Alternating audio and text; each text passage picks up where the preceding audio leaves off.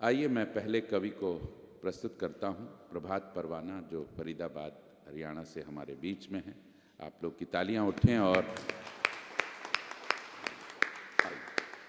भारत माता की जय एक बार कर दें।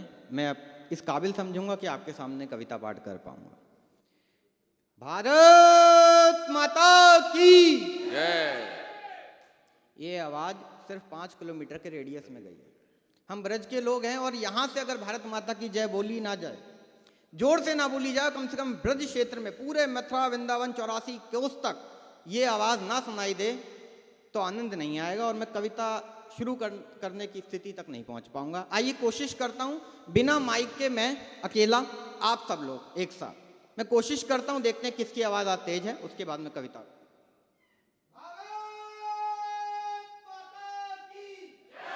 ये नया प्रयोग है, बढ़िया।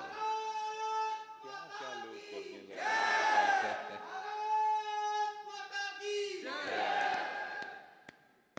हरिओम, राधे।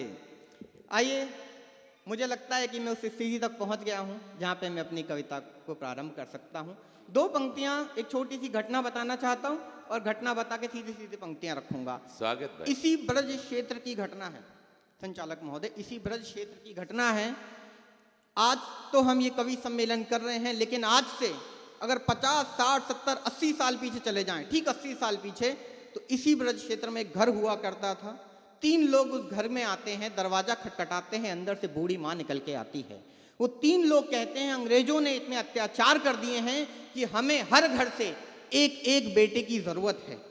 आज युद्ध चल रहा है अंग्रेजों के खिलाफ। उस माँ ने कुछ नहीं सोचा, उस माँ ने अपने सबसे बड़े बेटे को आवाज लगाई और सबसे बड़ा बेटा भागा भागा आया और माँ ने कहा, आज अंग्रेजों के अत्याचार बढ़ रहे हैं, हर घर से एक बेटे की जरूरत है, जा बेटा जा, भारत माँ ने तुझे याद किया है। बेटे ने कोई प्रश्न नहीं किया, बेटे ने कोई प्रश्न नहीं किया और उन 3 लोगों के साथ विदा हो गया। लेकिन अगले दिन खबर आती है कि माता जी, आपका दूसरा बड़ा बेटा नहीं रहा, माता जी अब हमें दूसरे बेटे की जरूरत है। माता ने फिर कुछ नहीं सोचा और माता ने फिर उस बेटे को, अपने दूसरे बेटे को आवाज लगाई और वो बेटा भी भागा चला आया। माँ ने कहा, देख तेरे भाई की तरह तुझे भी भारत माता ने याद किया है, जा इन अंग्रेजों के खिलाफ युद्ध हो रहा है, इसमें अपना बलिदान दे।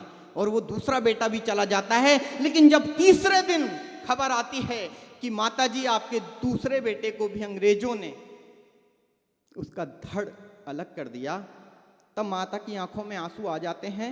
माँ को फिर वो लोग बोलते हैं दिल पे पत्थर रख के, माता जी अब तीसरे और आखिरी बेटे की जरूरत है, हर घर से एक एक बेटा और चाहिए। वो माँ इस बार जब अपने तीसरे और सबसे छोटे बेटे को आवाज लगाती है तो माँ की आंखों से आंसू आ जाते हैं। माँ आरती की थाली सजाती है तो माँ के हाथ कपकपाने लगते हैं। माँ अंगूठा से तिलक लगाने की कोशिश करती है, अंगूठा साथ नहीं देता और माँ उस रूंधे गले के साथ उस बेटे को बोलती है, जा बेटा जा, आज भारत माता ने तुझे याद किया है। और ये कहते कहते माँ की आंखों से आंसू आ जाते हैं।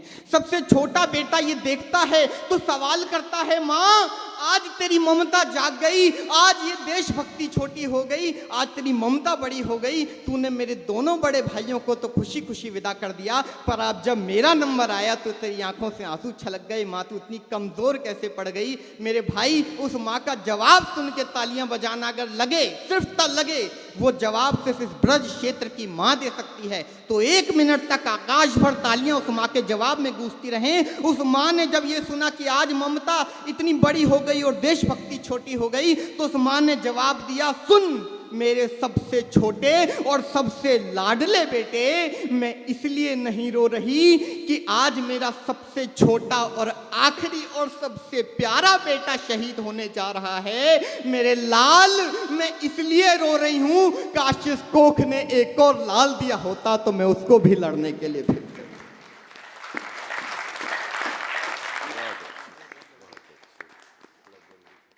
अब मैं सीधे सीधे अपनी रचना की पंक्तियां रखता हूं।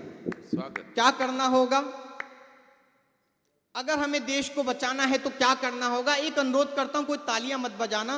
किसी शहीद का नाम आ जाए और दिल में श्रद्धा उमड़ पड़े तो जो 2-4 लोग आगे से लेकर पीछे तक मंच के लोग तालियां बजाएं, हाथों को हवा में इस तरह कल के तालियां बजाना, क्योंकि इस तरह बजाई गई तालियां सीधा शहीदों के खाते में जाती हैं, वरना कोई ताली की जरूरत नहीं है। मैं बताता हूं देश को बचाना है तो क्या करना होगा।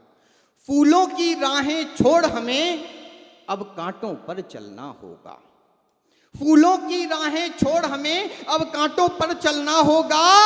नारी शक्ति को रण में आकर चंडी रूप धरना होगा। नारी शक्ति को रण में आकर चंडी रूप धरना होगा। यदि देश बचाना है तो हमको भगत सिंह बनना होगा। बढ़िया भाई, बढ़िया, बहुत अच्छे। गीता ये समझाती है कि हिंसा एक बुराई है। गीता ये समझाती है कि हिंसा एक बुराई है, पर धर्म की खातिर हिंसा हो तो बन जाती अच्छाई है। रास रचैया नटवर ने, अरे रास रचैया नटवर ने बंसी का राग सुनाया था, पर समय पड़ा जब जब कान्हा ने तब तब शस्त्र उठाया था। खुद जियो और जीने दो, ये गोकुल की परिपाटी थी, पर धर्म की हानि होने पर शिशुपाल की गर्दन काटी थी। बढ़िया, बहुत अच्छे। अरे राम ने रावण वध करने को धनुष भुजा पर धारा था। शिव शंकर ने छोड़ तपस्या दुष्टों को संघारा था। और गदा गदा गदा गदा गदा गदा थाम कर हनुमान ने लंका असुरों पर वार किया। और गदा थाम कर हनुमान ने लंका असुरों पर वार किया।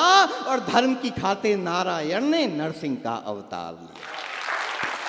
वैष्णो मां ने शक्ति पाकर भैरव को संघारा था। और काली ने भी समय समय पर असुरों को ललकारा था। झांसी की रानी ने भी कृपाण कटारी थामी थी।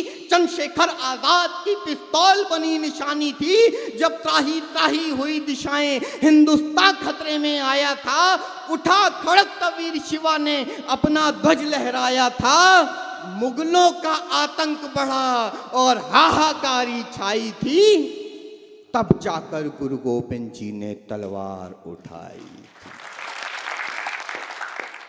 एक पंक्ति सौंपना चाहता हूं। दिल्ली के स्कूलों में पढ़ाया जा रहा है छोटे छोटे नन्हे बच्चों को, छोटी छोटी पौध को उस शहीद के बारे में। बच्चों, वो कोई शहीद नहीं, वो एक आतंकवादी था। आज आपकी उठती हुई तालियां उन लोगों के मुंह पर तमाचे का काम करें अगर आप सहमत हैं कि वो एक शहीद था, तो वो आतंकवादी नहीं था। मैं पंक्तियां पढ़ता हूं।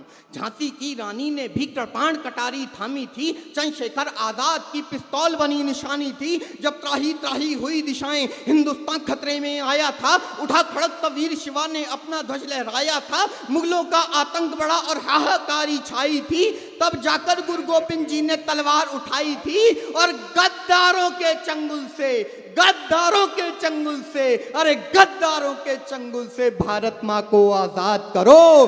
अरे अब तो कायरता छोड़ो और ऊधम सिंह को याद करो।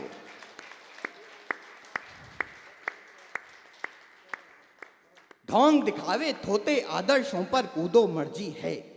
गांधी जी की क्या सिखाया जा रहा है दिल्ली के स्कूलों में? बच्चों, संग्रहालय के अंदर ले जाकर दर्शन करो इस रस्सी के। ये वो रस्सी है जिससे गांधी जी की बकरी जी को बांधा जाता था, तब दर्द होता है। ढोंग दिखावे थोते आदर्शों पर कूदो मर्जी है।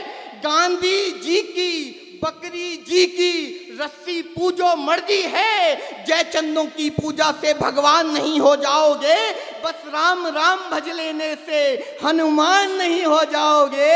अरे भारत माँ के वीर पुत्र का, भारत माँ के वीर पुत्र का, भारत माँ के वीर पुत्र का भारत माँ को गहना था। अरे दिखला दो वो फंदा जो भगत सिंह ने पहना। सत्य अहिंसा प्यारी हमको, दिल में गांधी रखते हैं। भगत सिंह के वंशज भी हैं, जहन में आंधी रखते हैं। चश्मा, टोपी, बंदर, खादी हमको बहुत सुहाते हैं, लेकिन जब जब लाठी देखो भगत सिंह याद आते हैं। अरे गांधी गांधी भजने वालों, मुझ पर उंगली कसने वालों, एक तरह सी बात समझ लो, गांठ बांध कर साथ में रख लो। पूरी रामायण पढ़ डाली तब जाकर ये जाना है, राम बाण का नाभि से रिश्ता बहुत पुराना है। और एक पंक्ति पर आगे से लेकर पीछे तक मंच का आशीर्वाद कह के लेना चाहता हूं। राम बाण का नाभि से रिश्ता बहुत पुराना है। अरे भारत माँ का हाल देखकर, भारत माँ का हाल देखकर, मोहम्मदलाल जी, भारत माँ का हाल देखकर बापू शीश झुका देंगे। शर्त लगा लो गांधी भी अब बंदूक उठा लेंगे। ढोंग दिखावे थोते आदर्शों पर कूदो मर्जी है। अरे सत्य अहिंसा प्यारी हमको दिल में गांधी रखते हैं। भगत सिंह के वंशज भी हैं, जहन में आंधी रखते हैं। चश्मा टोपी बंदर खादी हमको बहुत सुहाते हैं, लेकिन जब जब लाठी देखूं भगत सिंह याद आते हैं। गांधी जी का करो निरादर ये मैंने कब बोला है। अरे समय मांग को परखा है और कई सांचों में तोला है। गद्दारों के हाथ खून से सने दिखाई देते हैं। आखिरी 3-4 पंक्तियां कह के अपना स्थान ग्रहण करूंगा, क्योंकि मुझे खुद इन बड़े नामों को सुनना है। लेकिन आखिरी पंक्ति पर आप भरपूर आशीर्वाद दीजिएगा। सबसे छोटी कलम है इस मंच की। अरे गांधी जी का करो निरादर ये मैंने कब बोला है। समय मांग को परखा है और कई सांचों में तोला है। गद्दारों के हाथ, अरे गद्दारों के हाथ खून से सने दिखाई देते हैं। गांधी जी के तीनों बंदर मरे दिखाई देते हैं। हिंसावादी ना होने का स्वांग रचाना बंद करो। एक गाल पे खाकर दूजा गाल दिखाना बंद करो। गांधी जैसी रूहों ने, भाई गांधी जैसी रूहों ने जो देखा इन गद्दारों को, बापू खुद बोलेगा लाठी लेके मारो सालों को।